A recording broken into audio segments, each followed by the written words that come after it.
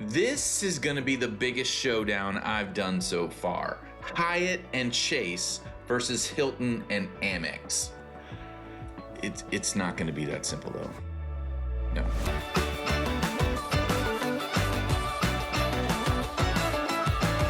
So first things first, if you find any value in this video, please like and subscribe to the channel. I'll also be referencing a website, which is my own, ritualpoints.com. I don't make any money over there. It's a labor of love. It's free. It's a one-click process to sign up. Go have fun over there. I've been wanting to do this head-to-head for a while now. The problem is I'm not a big hotel stayer. We generally tend to use Airbnb, VBROs, because we go with family and we like to be in the same house and hang out together. Whereas hotels, you just don't really get that experience. However, when my wife and I do go on a big trip somewhere on our own, which is kind of rare, then we are now tending to use hotels. Up to this point, it's been Hilton's, but like even if we go to the lake or something and bring the dogs, can't do hotels for that, so we Airbnb. So my point is, I admittedly am not the expert on hotels. So I'm gonna do things a little differently. I'm gonna go at this in and I think this might end up being like a 4-part series. I'm gonna go at this first video with not a lot of knowledge on this. I'm gonna go with what's on the website. We're gonna do some comparisons of the cards. I'm gonna go over what I know, which is gonna be limited, admittedly. The next video in this series, I'm gonna cover the Hyatt cards in depth.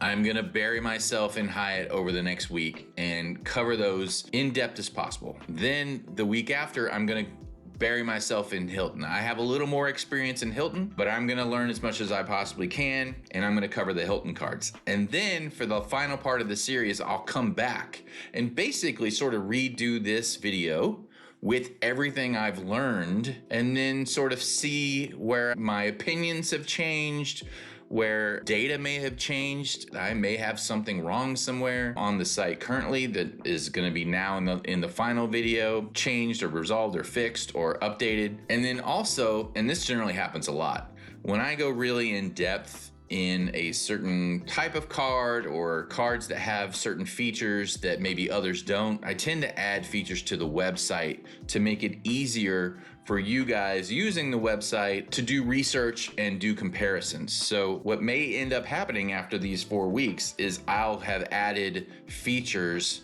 to highlight and showcase and expose benefits to these cards that make it easier to compare to other cards. I'm not promising that that's gonna happen, but I kind of feel like it will. So basically what I'm getting around to is this particular video is not really for me to educate you on these cards. It's for me to educate myself. And I'm bringing you along with me. I assume, because of past videos, that I'm gonna get a ton of comments telling me where I'm wrong or what I didn't include or didn't factor in. And that's what I want. So I want you to just give it to me in the comments. Tell me what I'm missing, because I know I'm gonna be missing something. And then I'm gonna accumulate all that knowledge and put it into the website and also into the in-depth videos on the Hyatt cards and on the Hilton cards. Now, I've done a Hilton credit card video 7 months ago or whatever. It's probably one of my best performing videos of all time. And I know there's stuff in there that just didn't hit the mark, which honestly, all the feedback I got from that one made the website so much better. How I handle credit card points versus loyalty programs and the points you get from the credit cards on top of that and everything. So I benefited from all those comments on that video greatly. So I want to sort of continue that in this one. So with that in mind, I'm not going to go in depth on the cards. I'm just going to jump straight into the comparisons and we'll walk through those together. And then I'll give you my initial thoughts on how I feel the setups do compared to each other. All right, here we are on the card comparison page. We're gonna start with the Aspire and the Surpass against the World of Hyatt personal card. Now, is it fair to gang up with the 2 cards from Hilton on the 1 card from Hyatt?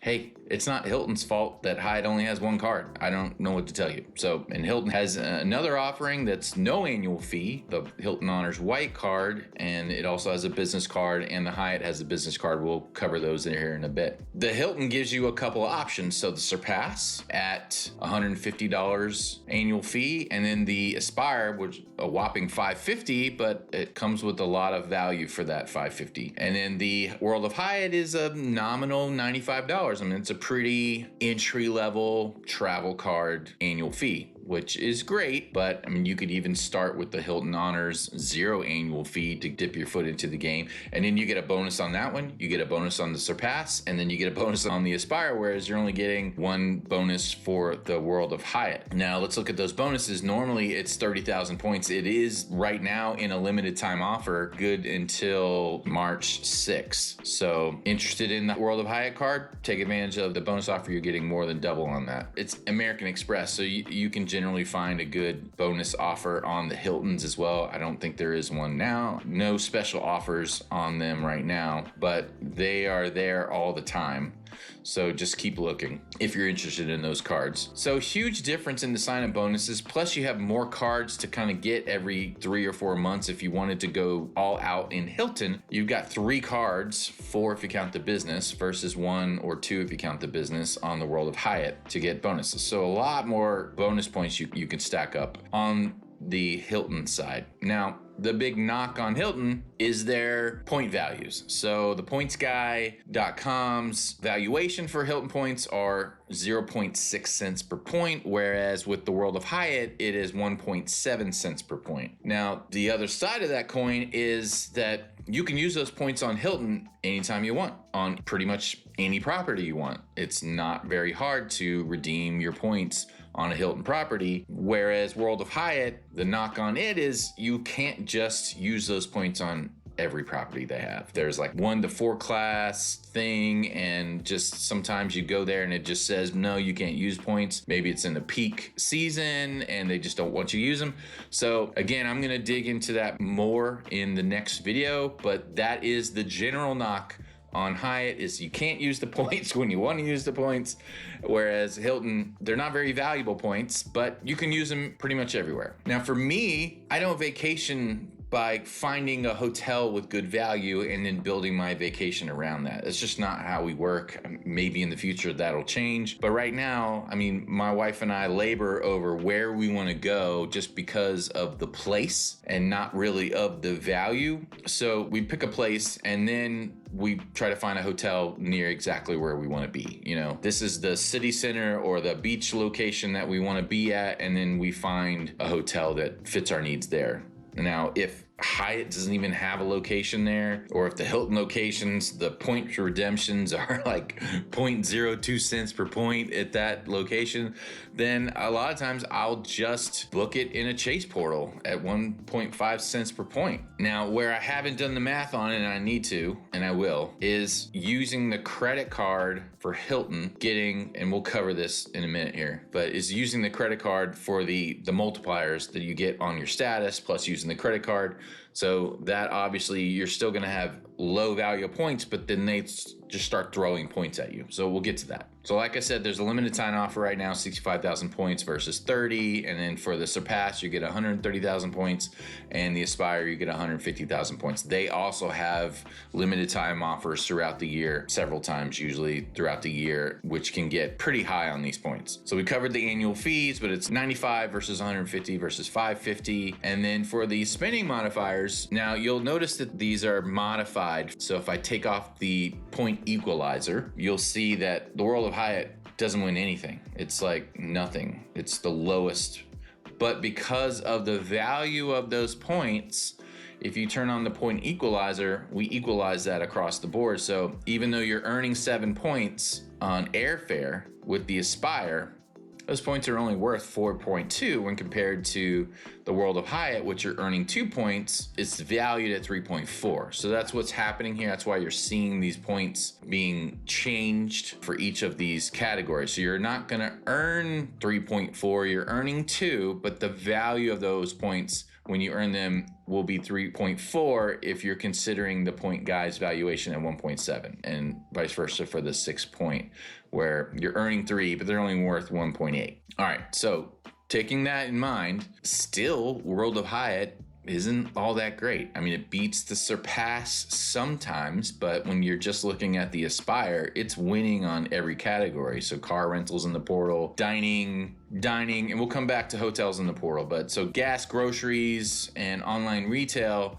the Surpass kicks in and is a better card. So you're really getting good earning points on that one, where you're still nothing on the Hyatt. Now, they do have a couple weird ones over here for the Hyatt, which are fitness memberships, okay, and then transit. Now, Hyatt is a Chase card, and Chase's transit is pretty broad and does include ride sharing for their other cards. I'm assuming that they also, it doesn't say anything about it on their website on the terms. So there's no like specific Uber. It just says local commuting transit. So if you guys know better, let me know in the comments. If it excludes ride sharing of Lyft and Uber, I will pull that off. But so as far as I know now, it includes ride sharing as local commute because it's Chase. That's how I'm going with it. And I also am assuming parking and toll fees. It's just usually how Chase's transit works, is it includes all that kind of stuff. So again, just let me know in the comments if you know for a fact that those are not included. That would really cripple this card even more if that is the case, because it seems to be its only high point is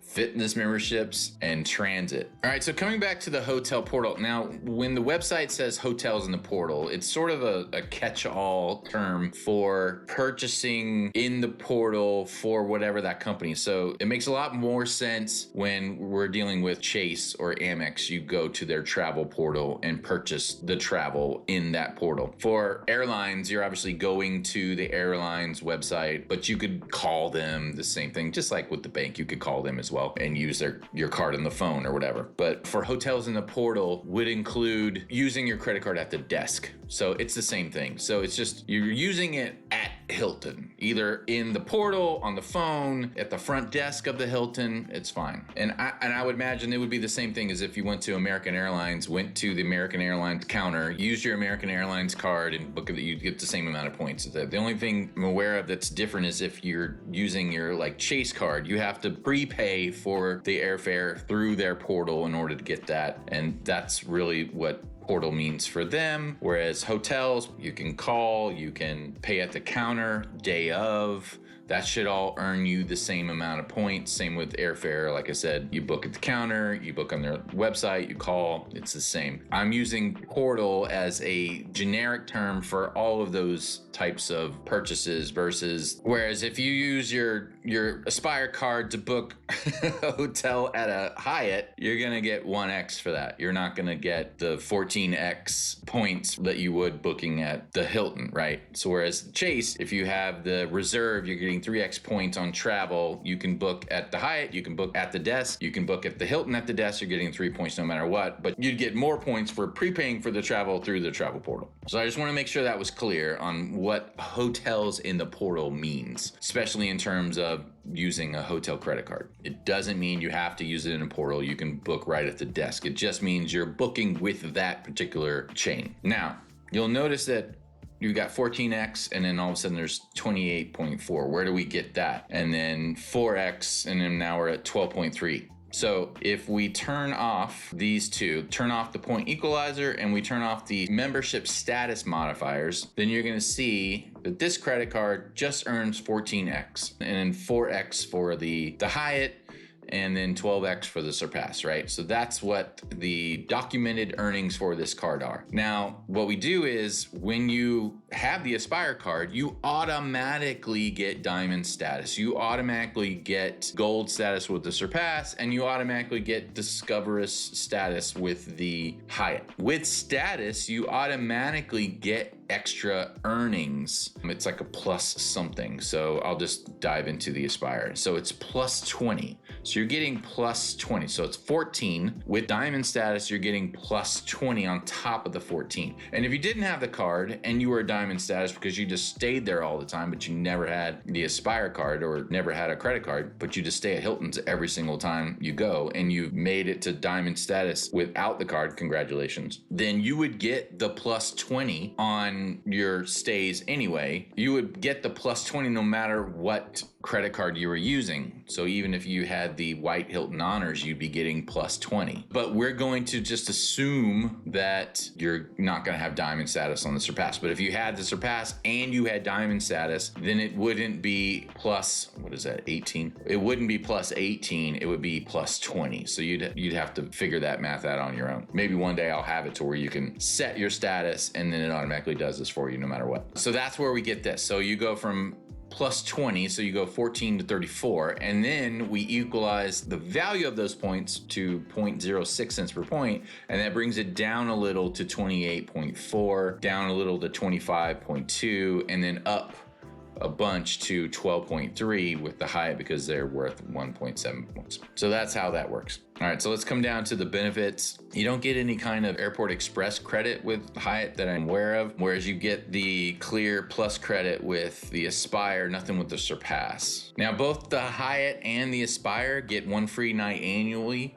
However, you are locked down to a category 1 to 4 Hyatt hotel, whereas I don't believe there's any kind of class lockdown for that free night on the Aspire. And that's really, again, the whole thing about Hilton is just like, if you have the credit, you can use it on any of our hotels. Whereas the Hyatt is very locked down to only specific hotels. That's the big knock. So they both get secondary car rental insurance, whereas the Surpass does not. Some cell phone protection on the Aspire, where you don't get that for the other two cards. I did double check this and I don't see it on the World of Hyatt. So if you guys know that it has cell phone protection, I couldn't find it on the website, so I don't think it has it. And then for annual credits, you get a $400 annual credit for the Aspire, a $200 annual credit on the Surpass, but nothing over here on the World of Hyatt. You also get a $200 airline credit, a $100 Waldorf Astoria and Conrad credit. So a lot of credits that really offset or can offset that $550 annual fee. Now, the World of Hyatt is only $95, so you don't really need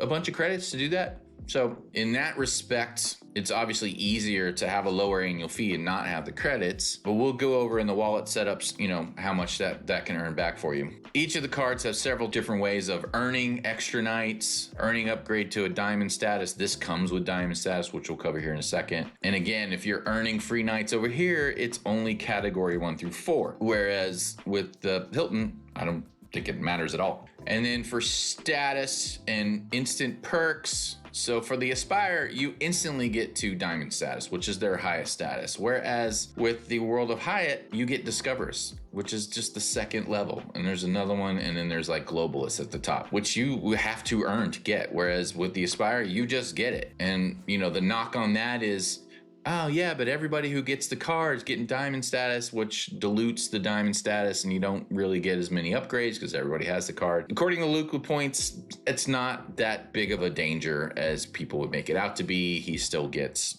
upgrades all the time with diamond status. So I will defer to him that diamond status still is great. With the Aspire card, you're gonna get a lot of upgrades and benefits. So you get the National Car Emerald Club Executive status that comes along with that as well. You get that with the Surpass as well, and nothing to speak of on the Hyatt card that I'm aware of. All right, and then for travel insurance, the Surpass, all I see is baggage insurance. I don't see any other insurance that it covers, but let me know if you guys know of any other specific things it covers. It's the only one that it noted. For the Aspire, you've got the baggage insurance, the trip cancellation and interruption insurance, and the trip delay insurance. Whereas you get on the Hyatt, you get baggage delay insurance, lost luggage reimbursement, and the trip cancellation insurance. All right, we'll come over to the wallet setups, and we're gonna compare now the Hilton along with all of the Amex cards, and then the Hyatt along with all the Chase cards, because that's really a better real world example of how these two cards would compare. Because generally, if you're a Hilton loyalist, you're going to be looking to accrue a lot of Amex points because they transfer into the Hilton ecosystem. And then same with Hyatt, you got Chase that transfers into Hyatt. So let me just grab the Hilton on this side and the Chase Hyatt on this side. And so right away we can see the net values pop up. So, and we're doing with the green. We don't have to do the green. We just take the green out. I mean, it makes a difference. So you're doing better with the green in this scenario. We are set to transfer partners, which makes sense because we're transferring to Hilton in this scenario. So we would use transfer partners for this exercise. But what we're seeing here is for year one, obviously Amex is killing Chase and Hyatt here. It's like 50% more on the Amex side for year one because of all these heavy sign-up bonuses that you get. Plus you've got this extra card here. Also, I would say it's pretty easy to get Amex, so I don't see this as a setup that's impossible to do. Now, year two, Chase is doing better, but we're only talking $50 here. I mean, it's not like you're going to change your entire strategy because this setup is making $50 more. Now, there are a lot of variables that go into play because there's like free nights and all this stuff. And we're not getting into that just yet. We're just sort of assessing the landscape before I go diving deep into each of these. Where are we? Are we pretty even? And it looks pretty even. Aside from year one, where you're doing so much better. But, you know, all you credit card pros out there, you know to get every card in year one. And then this is kind of like, what are we canceling after we get the bonuses? And, you know, what are we settling on for our long-term strategy? Should the strategy be Amex and Hilton or should it be Chase and Hyatt? And based on this, there's not a clear winner. All right, so let's clear these out and let's do Amex Hilton again, but we won't do the Aspire. We'll do the Surpass. See how the Surpass does against the Hyatt and Chase now. Wow. So with the Amex and the Surpass, we're doing better than we did with the Aspire, and it's probably because of the way the credits work. Let's see, Aspire. Let's put that back in. Yeah, 4313.